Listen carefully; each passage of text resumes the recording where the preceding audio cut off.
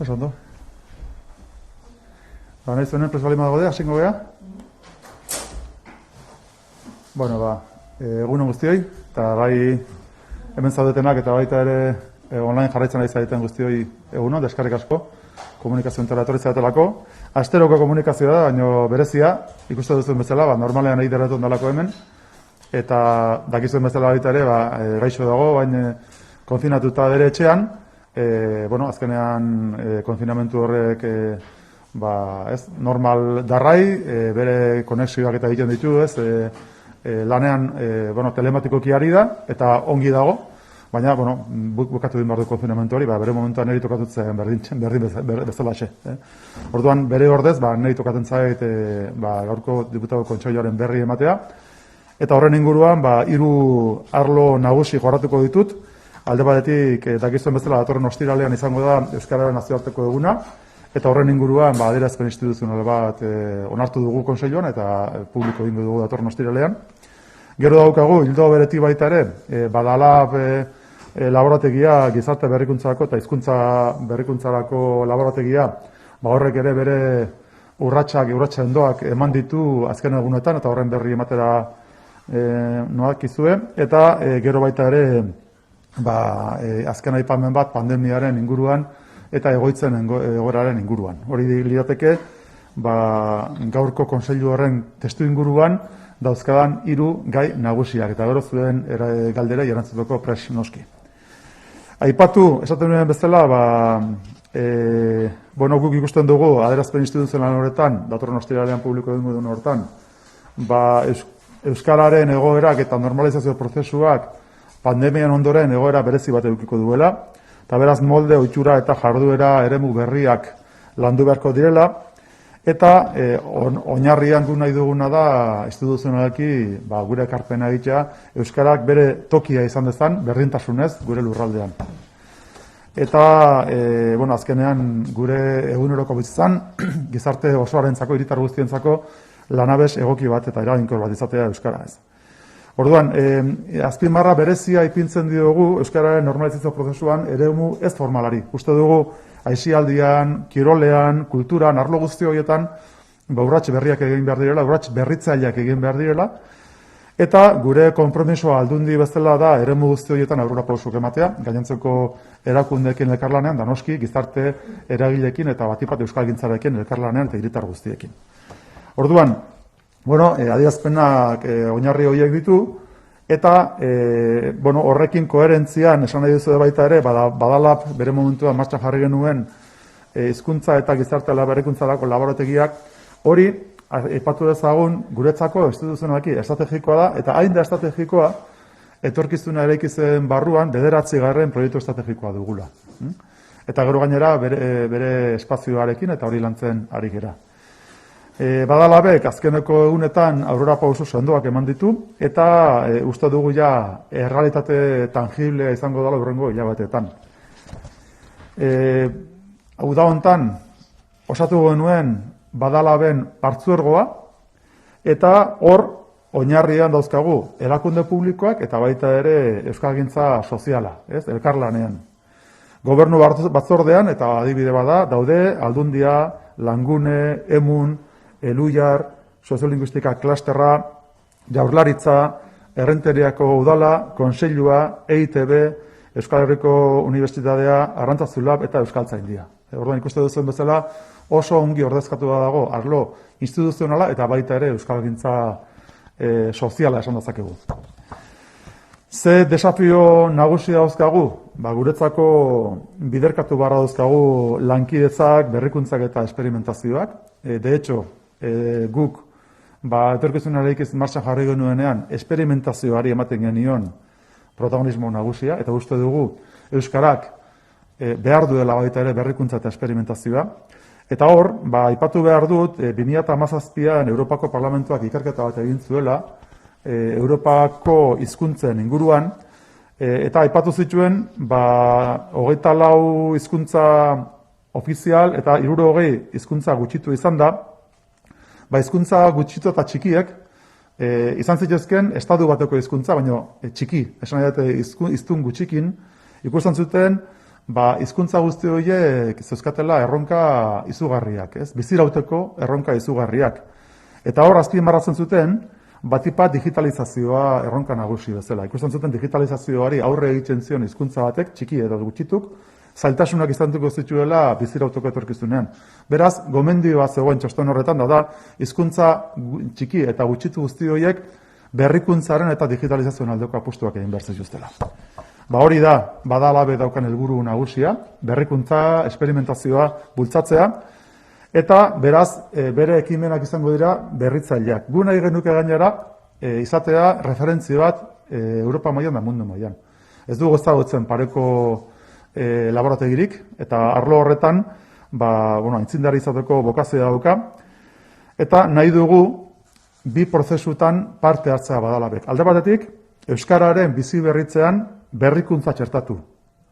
Eta gero baita ere, berrikuntza prozesuetan oroar euskararen aldagaia sartzea. Ikusten bezala dago, pixkat ikuspegi bikoitz hori, ez? Alde batetik, euskararen perspektibatik berrikuntza txertatu, baina gero berrikuntzaren ikuspegitik euskara txertatu baita ere. Eta hori izango da badalaben inspirazio nagusienetako bat. Zeintzuk izan dira Europa oso sendoak badalaben? Alde batetik, egoitzaren ikuspegitik, Errenteriako udalari 330.000 euroko ekarpena egin diogu, eta horrekin, Errenteriako liburutegi zarra bihurtuko da badalaben behin betiko egoitza. Eta aurreikusten dugu obrak abenduan hasiko direla, eta 2022ko datorren urteko maiatzean ateak irekiko dituela ja laborategiak. Bigarren urrats importantea da, hain zuzen ere, eta partzuergoak zuzendaritza gobernu batzordeak erabaki zuen zuzendari berriaren izena. Eta izena da Goiatz Oiartzabal Lakarra. Pasadan ostiralean hartu zen erabakia, hautatze prozesu baten ondoren. Eta orduan, Goiatzek daukan profila da, alde batetik ingenieria da, baina beste aldetik baita ere, berrikuntza sozialean aditua, kooperatiben munduan garatu du orain arteko ibilbide nagusia, eta Goiatzekin batera, baita ere, zabaltzen da beste bi pertsona hartzeko, berrikuntza teknikariak hartzeko hautaketa prozesua. Horiek osatuko dute badalabelen lantaldea. Badalabek daukan helburua ez da inor ordezkatzea. Da, izatea gune bat, nun esperimentazioa bultzatuko da, baina noski eragile guztiekin elkarlanean. Publiko eta euskalgintzakoak, eta hiritarrekin oroar. Orduan, nik uste dut hor, talde horrek eta laborategi horrek nahi duela izan, gune bat batipat, ez? Esperimentaziorako eta proiektuak martxan jartzea izango da bere helburu nagusia. Baina, esatu nuen bezala, orain arte, gogoan izango duzu nola, etorkizunarik izen proiektu estrategikoetan, askotan egon da bere espazio fisikoa, eta beste batzutan adibidez elkarrekin laneanen ez, baina kasu honetan badalabek edukiko du Errenterian bere egoitza. Hori jakin dezazuen da referentzia bat izango da. Eta azken atala izango litzateke COVID-19aren evoluzioa eta gero baita ere noski egoitzetan horre daukan inzidentzia. Gaurkoan horren berri eman nahi genizueke. Esan, dana dakizuen bezala, Gipuzkoan pandemiaren inzidentzia 6. olatu honetan bereziki handi izan dela, erkidegoan parean edo erkidego autonomoa referentzia hartuta, beste lurraldeekin. Intzidentzia tasa gaur egun, eta goruntzua 826koa da, 1.000 biztanleko. Eta orduan, transmisio igoeraren aurrean nik daukan mezu nagusia da, alde batetik, autoritate sanitarioek, osasun arduradunek emate dituzten aginduak eta emate dituzten baita ere irizpideak eta gomendioak zorrotz betetzea. Guk uste dugu erakunde publikoa daukagula gure ardura, baina hiritarrek ere badukatela, eta orduan testuinguru honetan non transmisioa goruntz dijoan oso bizi, uste dugu guztion parte hartzea funtsezkoa da eta guztion ardura funtsezkoa dela. Eta testuinguru hortan bereziki azpimarratuko nuke txertoaren garrantzia. Guk uste dugu txertoa edatzea ahalik eta gehien gure gizartean izango dela eta izaten ari da baita ere tresna importanteena COVID-19 aurre egiteko. Eta egoitzen ikuspegitik esan azken olatuan, azken positiboa irailaren 27an izan genuela, azken egoilarra positiboa, eta tamalez, esan beharra daukat, olatu berri honek 7 positibo berri ekarri dituela Egoiliarretara. Tamalez. 7 positibo beraz, izan ditugu, okerez balmanago, 4 egoitzetan, eta langileak ditugu 25 positibo, olatu berri honetan, 18 egoitzetan.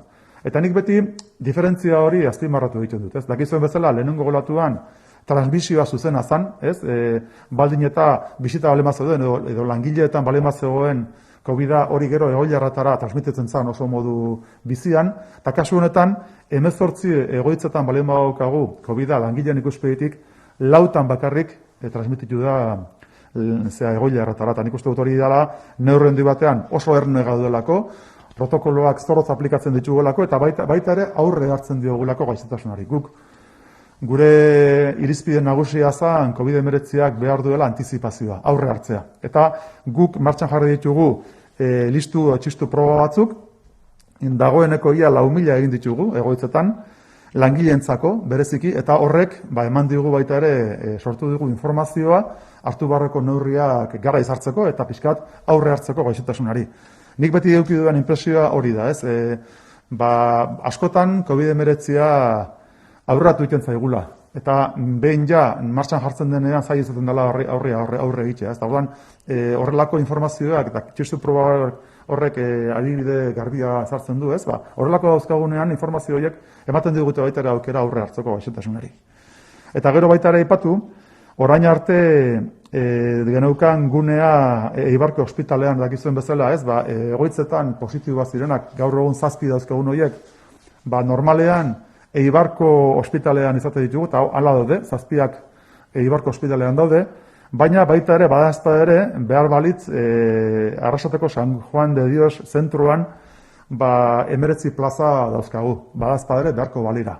Orduan, Eibarren balin badauzkagu 48, beste 19 dauzkagu Arrasateko San Juan de Dios zentruan, behar balira. Hori da, pixkat, gaurkoan, esan beharra daukaguna, ikusten dugulako, azkenean espazio horiek edukitzeak importantzia handia daukala bai egoitzen ikuspegitik eta baita ere osasun sistema baita ere arlo horretan pixkat lasaitzeko. Ez dugu ahaztu behar, esango du baita ere bidena bar, aurtengo urrezko domina ematen diogula Matiakaleko Gurutzegorriko zentruari, lehenengo COVID zentruari, eta gu garbi daukagu zentru horien papera oso importante dela osasun sistema bera baita ere, pixkat, ez nuke esango da saitu, baina bai deskargatzeko, zama kentzeko osasun sistemari eta benetan pandemiari aurreiteko elkarrekin. Nik uste hori oraingoan ere ongi enfokatuta daukagula nire ustez.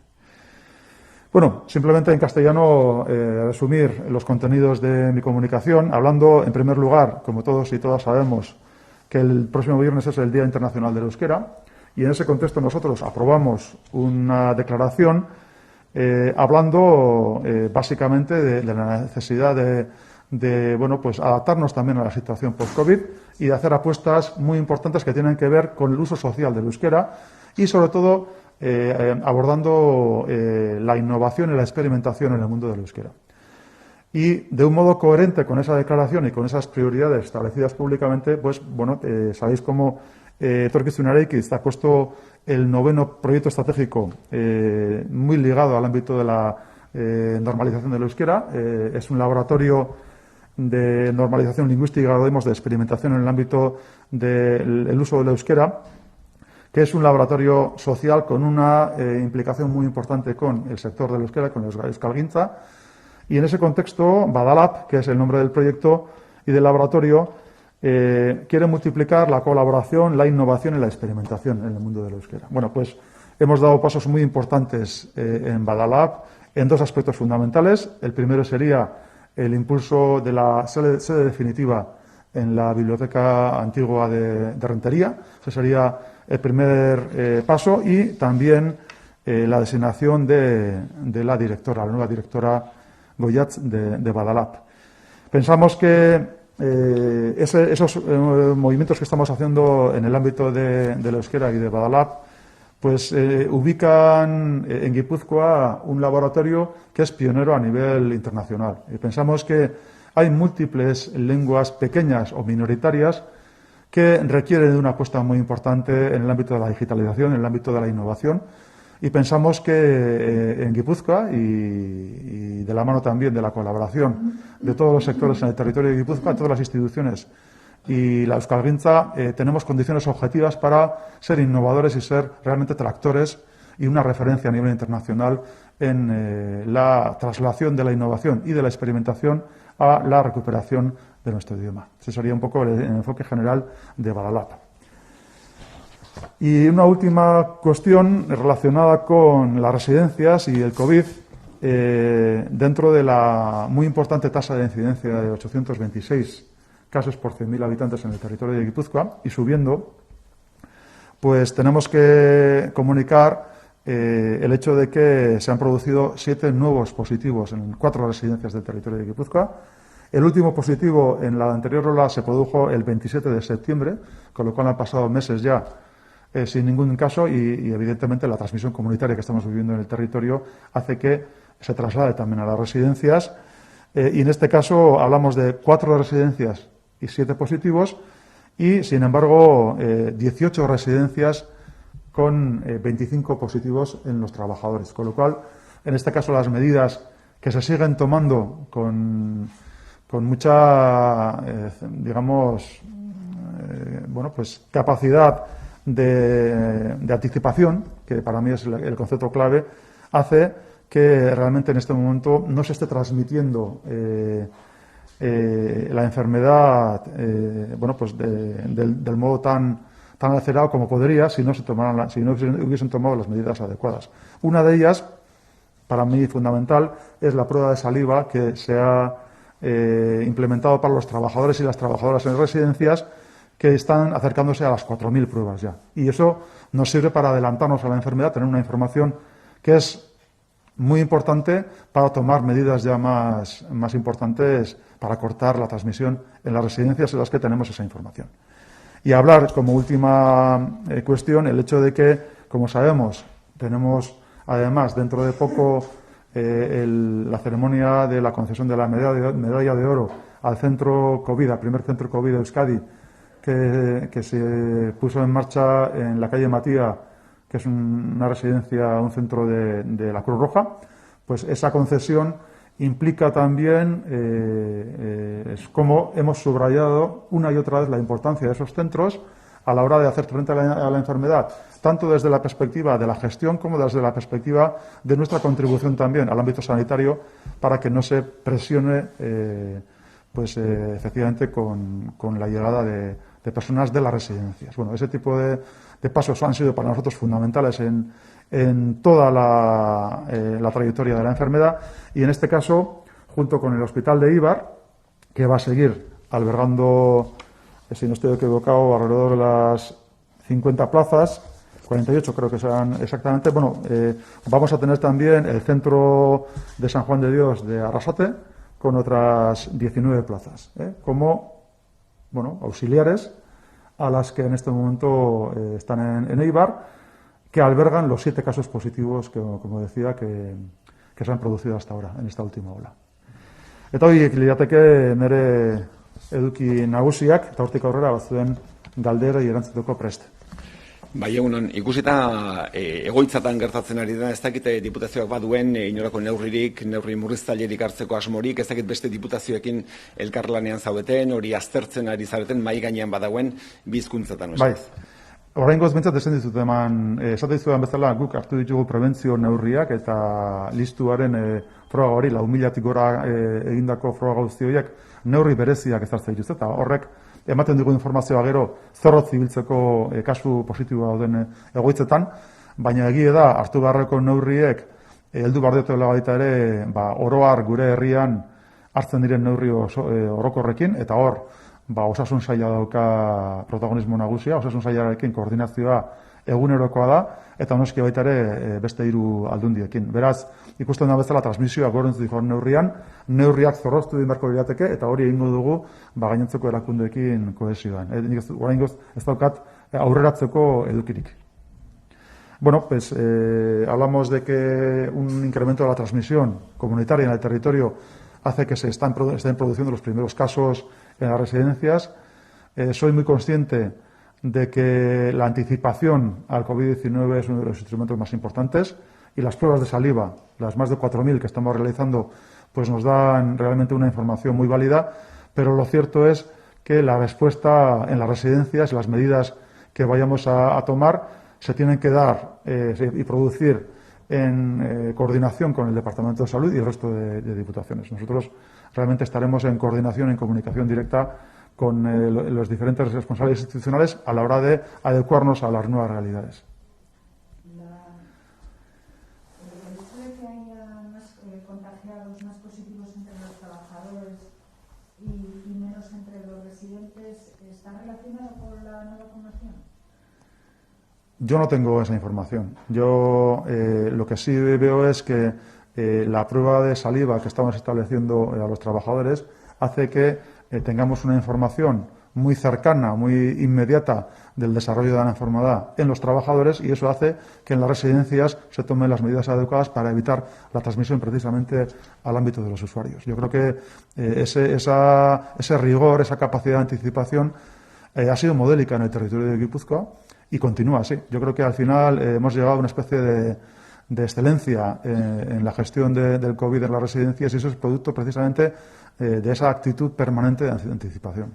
Has comentado que mañana se abre un nuevo centro de Arrasate. Sí, no sé si mañana. A ver, has comentado que mañana se abre un nuevo centro de Arrasate. No sé si se teme un nuevo aumento de contagios en las residencias. Y luego, por otro lado, y siguiendo también con las residencias, en caso de que la justicia aprobara el pasaporte COVID, no sé qué piensas de la posibilidad de poder aplicarlo en las residencias. Yo no me voy a adelantar a esa hipótesis porque realmente todavía no tenemos un escenario cierto y bien establecido a nivel jurídico, a nivel de los tribunales, ¿no? Tengo que aprovechar también para decir que confío en que el Tribunal Supremo habilite ese pasaporte COVID porque va a ser un instrumento muy importante en general para hacer frente a la pandemia. El uso específico del pasaporte COVID en las residencias, bueno, eso es una posibilidad que existe, pero que todavía no está, en nuestro caso, sobre la mesa. En la medida en que se pueda utilizar, ya valoraremos su idoneidad, pero en principio todavía no hemos tomado esa decisión. Bai, auzitegi gorenak nahiko zenukela horri bide ematea euskaraz esango zenu. Bai. Nik uste dut garbi dagoela guk herri bezala, ez, eta erakundeen ikuspegitik gure euskal sistema instituzionalak COVID-i aurre egiteko momentuan baduki dituela talkak epaitegiekin eta batik bat Bilboko auzitegi nagusiarekin, gobernarekin, eta estenategi hortan alde batetik guk ezartzen dugu tribunalei diogun errespetua aurretik, baina baita egia da COVID-19 aurreiteko, hori azkenean pasaporte COVID hitza izena daukan horrek, tresna baliagarri izango litzatekeela hori ez guretzako, eta oztopoak dauzkagula. Orduan nik daukadan barnean daukadan ziurtasuna edo konbentzimentua da ezinbestekoa dela, ez hori tribunalek gaitzea edo onartzea eta konfiantza daukat gorenak erabaki behartuko duela. Jakinda gainera fiskaltzak, gorenaren fiskaltzak onespena eman diola COVID-19 pasaporteari hemen gure erkidegoan, espero eta konfiantza daukat hori horrela izango dela. Nik, gabonak gerozta gero gertuko daude, usten dut ja Santa Lucia bertan bera gelditu dela, ez dakit inok ez dauke bola magikorik, baino nola ikusten da, pixkanaka hainbat ekitaldi jende txukita izaten dienak iruditzen zaizu erortzen jongo dila, ez dakit hoi bai bi hezkuntzetan. Bai, nik egia da, arlo horretan bi egune nagusi daudela erabakiak hartzeko momentuan, alde batik dago osasun sailak une honetan,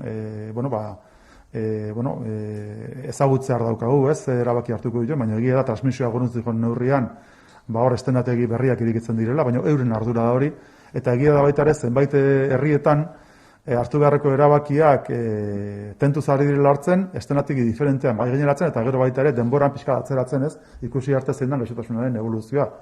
Orduan, nire partetik bintzat, daukadan irizpidea da, osasun arduradunek ezartzen dituzten irizpide jarraitu behar ditugula, eta pazientzi pixka batekin, eta gero baita ere malgutasunez heldu behar digula horri, baina egia da, transmisioaren igoerak horrela jarraitzen baldin badu gure lurraldean, horrelako bilkura handi horiek eta zaildu egiten direla, ez? Eta nik uste dut hor dena dakigula, dala konstiente gerala, denbora beharko dugula ikusteko evoluzioa nolakoa da, baina oraingoz behintzat itxura txarra daukala. Eta gazteleraz, sí, yo creo que en principio lo que es constatable es el incremento de la transmisión en el territorio de Guipúzcoa y en el conjunto del país. En ese contexto, pues evidentemente las festividades ligadas a la Navidad pues generan también un incremento del contacto social.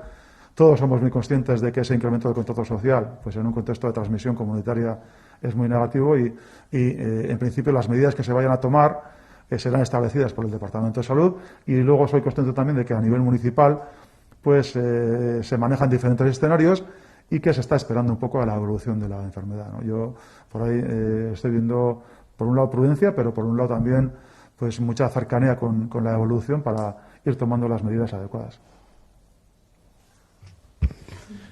Volviendo a las residencias, esas 7 personas que están en Eibar, ¿se sabe si tienen, supongo que síntomas leves, pero si son asintomáticas o...?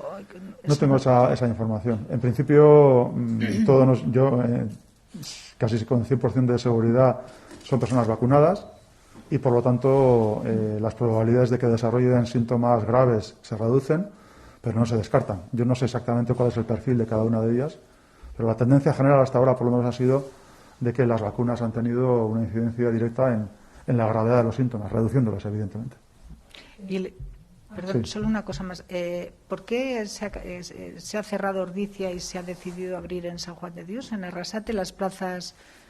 Bueno, yo creo que como el centro de referencia fundamental sigue siendo Eibar, ¿no? En la medida en que fuera necesaria se abre la posibilidad de Arrasate, y yo espero, y desde luego no deseo, que se vaya a necesitar nuevos centros para ello, ¿no? Pero en principio la referencia o el espacio de Arrasate sirve como instrumento auxiliar al de la referencia fundamental, que es Eibar, que continuará siendo en el futuro. Sí. Pues se toman medidas, yo creo que adecuadas a las necesidades y a las capacidades que se tienen en su momento. ¿Vacunadas, entiendo, con la dosis de refuerzo incluso? Bueno, en todas las residencias se implementó ya la tercera dosis, en todas ellas. Eso es. Casi con toda seguridad. Yo no sé si... pero yo creo que estábamos en vacunación en usuarios prácticamente en el 99%, ¿no? Con lo cual la probabilidad es muy alta de que las 7 personas estén vacunadas con las 3 dosis. Azkeneko galdera bat, Radio San Sebastianek. Vale. Ante el avance de la pandemia, ¿piensa que hay que decretar de nuevo la emergencia sanitaria en Euskadi? Yo creo que es una decisión que tiene que tomar en general el Gobierno vasco, el Endacari, pero en concreto el Departamento de Salud, que es donde está en este momento residenciada esa capacidad competencial. Vista la evolución, evidentemente el crecimiento de los casos de un modo tan importante incrementan esa probabilidad, pero no soy yo el que tiene que tomar la decisión y el que tiene que hacerla pública. Bai, neati bukatzeko bintzat Bai. hor, kanpoan protestan ziren Bai. interino moduan dauden langileak eskatuz abenduko lan eskaintzarekin egin dezuen bezala beraien eskaintzarekin, Bai. ekainuko eskaintzarekin oso grezpano gauza bere egitea, Bai. zer du aldundiak esateko. Nik esan behar daukat, lehenik eta behin, nik onartzen dudala, ez, eta ulertzen dudala eure dauketen kezka, ez. Baina egia da baita ere guk zorroz bete beharra daukagula legea, eta gero baita ere, azterketa horietan persona asko daudela prestaketa lanetan. Hor dagoela jende asko, gogor ibili dana prestatzen azterketa horiek. Ez orduan, nik uste dut azkenean persona horiek dauzketen eskubideak ere onartuz eta errespetatuz, beste persona asko ere daudela baita ere euren eskubidea dituztenak.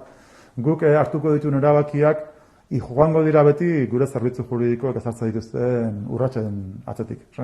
Nik legearen errespetua oso zorrez beteko dugu, eta ikusten dugu hor aldaketa juridikoak ematen ari dira une honetan, eta gaudela pixka bat lur ez oso irregularrean, eta orduan hartu beharko ditugu erabakiak arlo horretan legeari begira oso zorrotz, eta hori da gure determinazioa.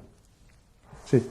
Bueno, por un lado, mostrar mi empatía con ese colectivo, ¿no? Yo creo que se generan una serie de situaciones como consecuencia de las nuevas, digamos, las nuevas leyes que se impulsan, en este caso la nueva ley que se impulsa en el Congreso de los Diputados, y eso al final lo que hace es que se genere este tipo de cuestiones que inciden en un colectivo, pero que no es el único colectivo en el que inciden, porque hay una serie de personas también, muchas personas que están preparando también esos exámenes, y que hace que nosotros seamos sensibles con todos los colectivos, pero que tengamos que aplicar la ley con todo rigor. Entonces, en este caso, que es bastante, bueno, es una situación de gestión problemática, nosotros aplicaremos de un modo muy estricto la ley. Ese es nuestro principal deseo, siendo, como decía, empáticos con los diferentes colectivos. Ondo, besterik ez baldin badaukazu, eskerrik asko guztiei. Confía, datorren